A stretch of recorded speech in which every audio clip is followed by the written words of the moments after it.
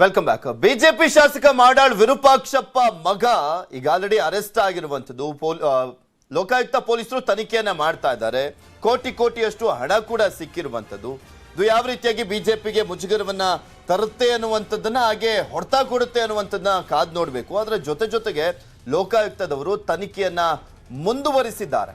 ಇನ್ನು ಸಾಕಷ್ಟು ಮಾಹಿತಿಯನ್ನ ಕಲೆಕ್ಟ್ ಮಾಡ್ತಿದ್ದಾರೆ.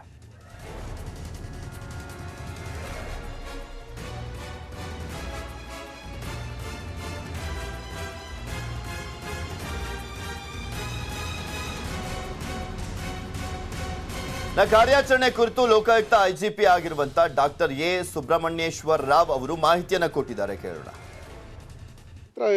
ಟ್ರ್ಯಾಪಲ್ಲಿ ಡಿಮಾಂಡ್ ಇದ್ದಿದ್ದು 40 ಲಕ್ಷ ರಿಸೀವ್ ಮಾಡ್ಕೋಬೇಕಂದ್ರೆ ನಾವು ಟ್ರ್ಯಾಪ್ ಮಾಡಿದ್ವಿ.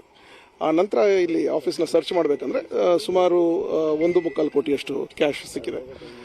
ಅದಲ್ಲದೆ ಇನ್ನು ಸರ್ಚ್ನ ಮಾಡ್ತಾ ಇದ್ವಿ. ಅವ್ರ ರೆಸಿಡೆನ್ಸ್ ಮತ್ತೆ ಬೇರೆ ಆಫೀಸ್, ಅವರ ಖಾಸಗಿ ಕಚೇರಿ ಅಂತ ಕಾಣ್ತಾ ಇದೆ ಮೇಲ್ನೋಟಕ್ಕೆ. ಮನೆ ಸರ್ಚ್ ನಡೀತಾ ಇದೆ. ಅದಿನ್ನು ತನಿಖೆಗೆ ಒಳಪಟ್ಟಿರ್ತದೆ. ಈ ಸದ್ಯಕ್ಕೆ ಕಂಪ್ಲೇಂಟ್ ಕೊಟ್ಟಂತ ಪಾರ್ಟಿಯಿಂದ 40 ಲಕ್ಷ ಡಿಮಾಂಡ್ ಮಾಡಿದ್ರು. ಅದನ್ನ ರಿಸೀವ್ ಮಾಡ್ತಾನೋ ಅವರು ರೆಡ್ ಹ್ಯಾಂಡ್ ಆಗಿ ಸಿಕ್ಕಾಕೊಂಡಿದ್ದಾರೆ. ಅದನ್ನ ತನಿಖೆ ಮಾಡ್ತಾ ಇದೀವಪ್ಪ.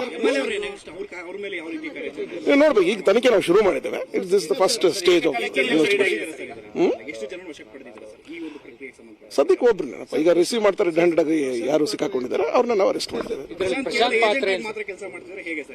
ಅದನ್ನ ಈಗ ಸದ್ಯಕ್ಕೆ still very initial stage of investigation. ನಂತರ ಹೌದು, ಅವರು ರಿಸೀವ್ ಮಾಡಿದ್ರು ಅಷ್ಟೇ.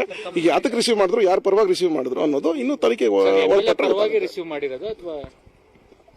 ಅದನ್ನ ನಾನು ಹೇಳ್ತಾ ಇದ್ದೀನಿ. ಅದನ್ನ ತನಿಖೆ ಮಾಡಿ ನಾನು ಕ್ಲಿಯರ್ ಆಗಿ I can jump to conclusions. Complainant ಹೆಸರು ಮತ್ತೆ ಅವರ ಡೀಟೇಲ್ಸ್ ಅನ್ನ ಡಿಸ್ಕ್ಲೋಸ್ ಮಾಡ್ಲಿಕ್ಕೆ ಇಷ್ಟ ಆಗ್ತದೆ. ಕಾನ್ಫಿಡೆನ್ಸ್ ಇದೊಂದು. ಬಿಜೆಪಿ ಶಾಸಕ ಮಾಡಾಳ್ ವಿರೂಪಾಕ್ಷಪ್ಪ ಮಗ ಲೋಕಾಯುಕ್ತ ಬಲೆಗೆ ಬಿದ್ದಂತ ಹಿನ್ನೆಲೆಯಲ್ಲಿ ಕೆಪಿಸಿಸಿ ಅಧ್ಯಕ್ಷ ಡಿಕೆ ಶಿವಕುಮಾರ್ ಅವರು ಪ್ರತಿಕ್ರಿಯೆಯನ್ನು ಕೊಟ್ಟಿದ್ದಾರೆ. ಇಷ್ಟು ದಿನ ಸರ್ಕಾರ ಭ್ರಷ್ಟಾಚಾರಕ್ಕೆ ಸಾಕ್ಷಿಯನ್ನ ಕೇಳ್ತಾ ಇತ್ತು.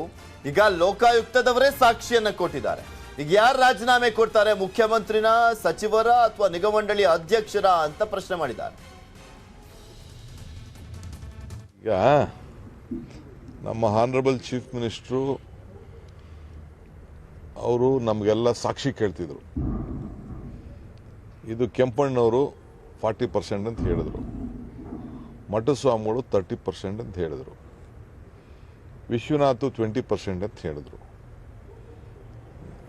ಇವರು ಯತ್ನಾಳ್ ಅವರು 2,500 ಕೋಟಿ ಸಿಎಂ ಕುರ್ಚಿ ಅಂತ ಅವ್ರು ಹೇಳ್ತಾರೆ. ಕ್ಯಾಬಿನೆಟ್ಗೆ 100ರಿಂದ 250 ಕೋಟಿ ಅಂತ ಹೇಳಿದ್ರು. ಸೊ ಪಾಪ ಸಂತೋಷ್ ಪಾಟೀಲು ರಾಜೀನಾಮೆ ಕೊಟ್ಟರು ವಿಚಾರಕ್ಕೆ. ಇಲ್ಲಿ ಒಬ್ಬ ಪೊಲೀಸ್ ಸಬ್ ಇನ್ಸ್ಪೆಕ್ಟ್ರು ನ್ಯಾಯಕೊಂಡ, ಸರ್ಕಲ್ ಇನ್ಸ್ಪೆಕ್ಟ್ರು, ಇನ್ನೊಬ್ಬ ದಯಾಮರಣ ಕೇಳ್ದ. ಇದು ಇಂಥ ಒಂದು ಬೇಕಾದಷ್ಟು ಕೇಸಸ್ ಇದೆ. ಈಗೆಲ್ಲ ಪಾಪ ತಿಂದವರು, ಒಬ್ಬ IPS ಆಫೀಸರು ಜೈಲಲ್ಲಿದ್ದಾರೆ, ಇನ್ನು 100 ಜನ ಜೈಲರು ಇದ್ದಾರೆ. ಲಂಚ ನಾನು ಆಗ್ಲೇ